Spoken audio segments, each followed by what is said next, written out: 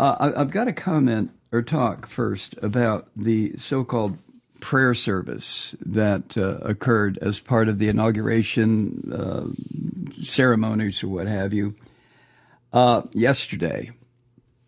Trump and his old lady Melania attended the national prayer service at the Washington National Cathedral, right? If you watched any of it, and I've watched part of it, not live, but part of it on various video feeds, you saw Trump sitting there ready to pass out. He's such an old, tired son of a bitch who's probably desperately sick. God only knows what his insides look like. But he sat there with his little beady eyes half shut. He kept almost nodding off. And his old lady, Melania, kept looking at him like, what the fuck are you doing? You're supposed to be awake. This is about you, right?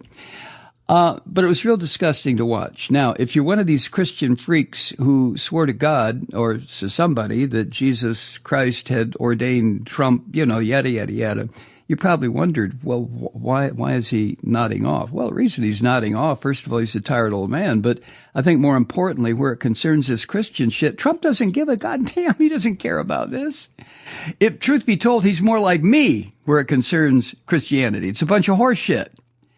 But unlike me, Trump realized that there's a way to harness the horse shit and turn it into horsepower, which is exactly what he did. He doesn't care about Christianity. Come on, give me a break. But the part of the ceremony that was really, I don't know the right word, disgusting, sad, infuriating, the Right Reverend Marianne Budde, and I think I'm pronouncing her name right, it's Budde, Budde, I believe. She is an Episcopal bishop. She delivered the service, and she had the absolute temerity to call for unity from this orange fuck sitting down in a pew in front of her. She really did. She directly addressed Trump.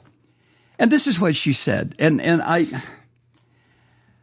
you know my feelings about religion. I think it's just an absolute disgrace. But when I come across people who are truly dedicated to the principles that they feel are inherent in their particular religion, I don't care if it's Judaism, Christianity, or Islam, or Hinduism, if they are dedicated to the righteous principles, and there are some in these religions, and I respect these people. I may think that the whole thing is a scam, but okay, that's just me. Well, the Right Reverend Marianne Budde happens to be one of those people that I have respect for. I really, truly do. Directly addressing this orange bastard sitting in the pew beneath her, she said this, quote, "In the name of God, our God, I ask you to have mercy upon the people in our country who are scared.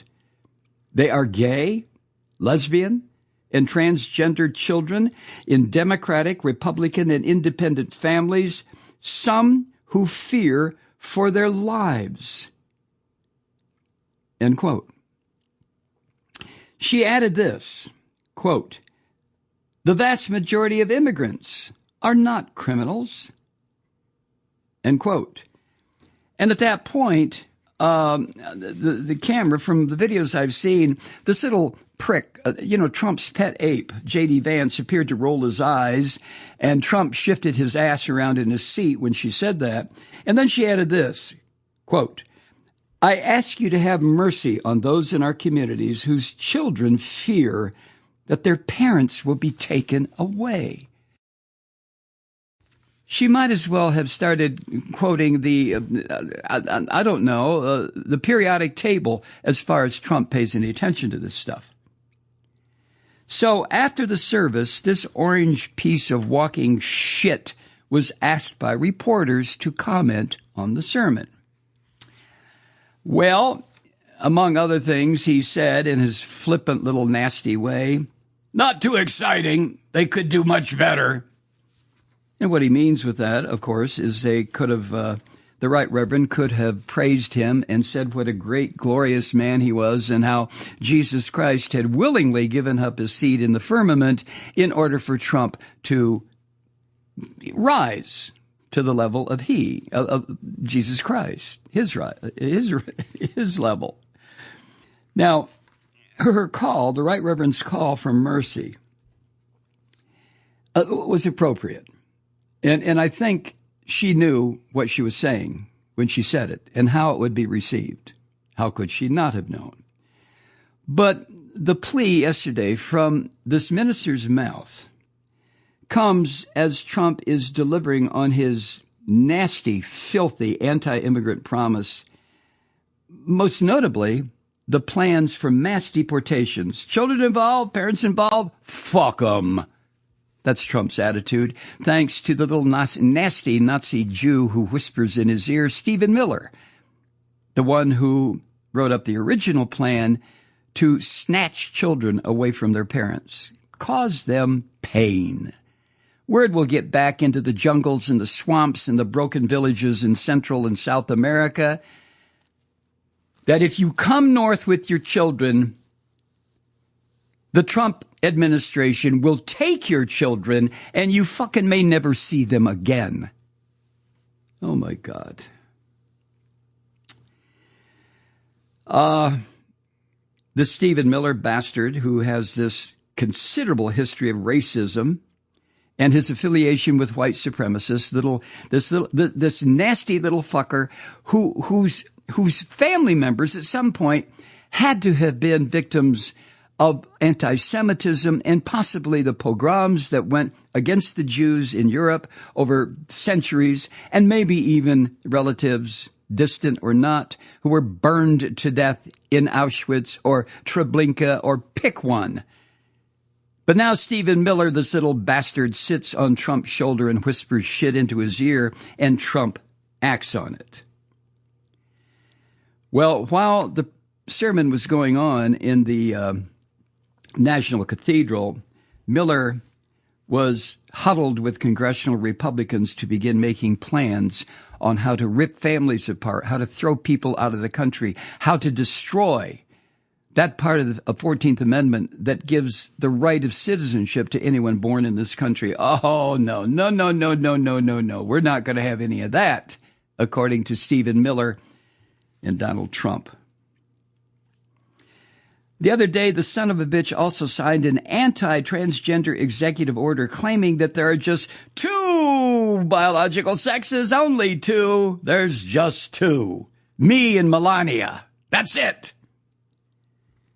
Which is a full-throated return to his demagoguery of transgender Americans that he used so effectively against the red-hatted wearing assholes who cheered and gulped and praised this son of a bitch. His flippant remark following the religious service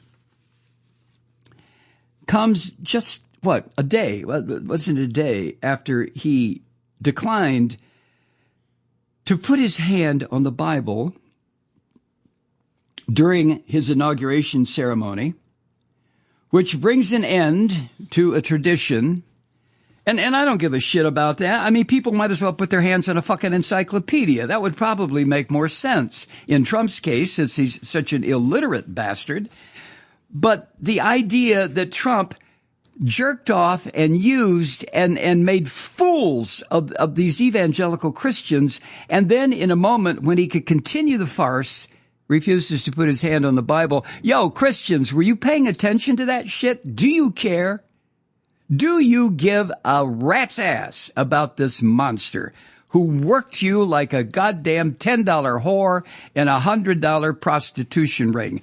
It's unbelievable what he did to you, you so-called Christians. Huh? You church-going, mouth-breathing, evangelical arm wavers. There's your boy. There's your boy. And, of course, his shitty review of the sermon is nothing new. It's part of his shitty reaction to criticism. And all the right reverend was doing was saying to him, hey, show some mercy. In the name of God, she said, in the name of our God, I ask you to have mercy upon the people in our country who are scared. That, to this orange piece of crap, is criticism. Well, of course he's going to react. He is arguably this lump of human waste, is right now the most prominent leader in the world. And he's going to get criticism, first of all, because of that position, but more notably to me anyway, is because he's a dumb son of a bitch, and the rest of the world knows this. They know this, and they're scratching their heads. What the fuck did the American people do? The only answer to that that I have is, look, 49.8% of the people who voted for this son of a bitch. He didn't even get a majority of the voters, much less the American voting age population, millions of whom stayed on their lumpy asses at home and allowed this to happen. But still, it reflects on the idiocy of the American people to have allowed this to happen. But here we are. We're in the clutches, in the grip of this monster. And short of his death, there's no way to get out of it. So, just like the last time he held office, this useless son of a bitch is showing that he cannot handle anything that he perceives to be criticism, even if it's a positive message from a right reverend, from an archbishop. Is that what Reverend Buddy is? An archbishop of the Episcopal Church? Well, no surprise there, at least for cynics like me, to some of the Christian morons who followed the lead of their dumb shit, like this Robert Jeffers prick who showed up for the inauguration in a seat of glory. Jeffers, who would beat Christ into a fucking hole if the rabbi from Nazareth ever reappeared. Jeffers would be one of the first to say, "Get the fuck out of here, you're screwing up my scam. I'm milking these fools for all they're worth. Go away, Jesus, whoever you are, get out of here."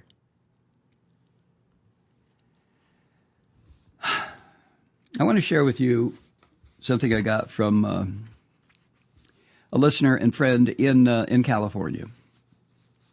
I've used some of what Elise has written in the past. So here's a brief little essay piece about that prayer service the other day.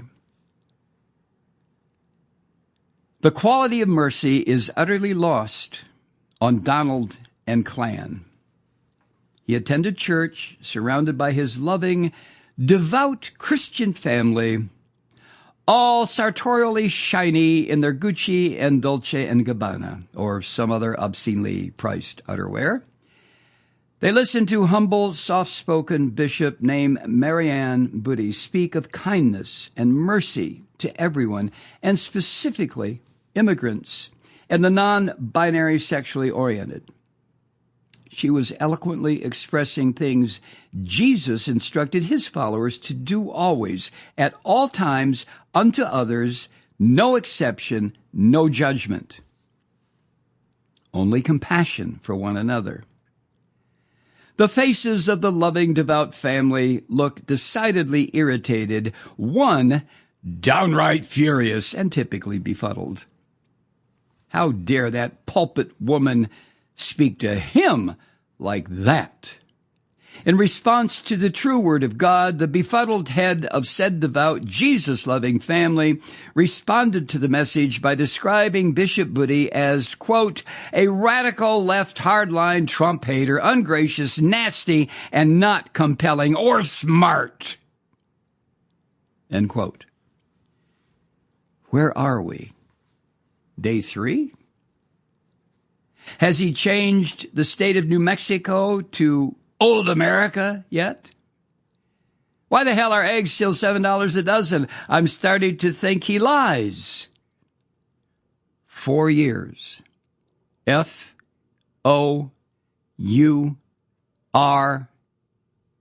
years.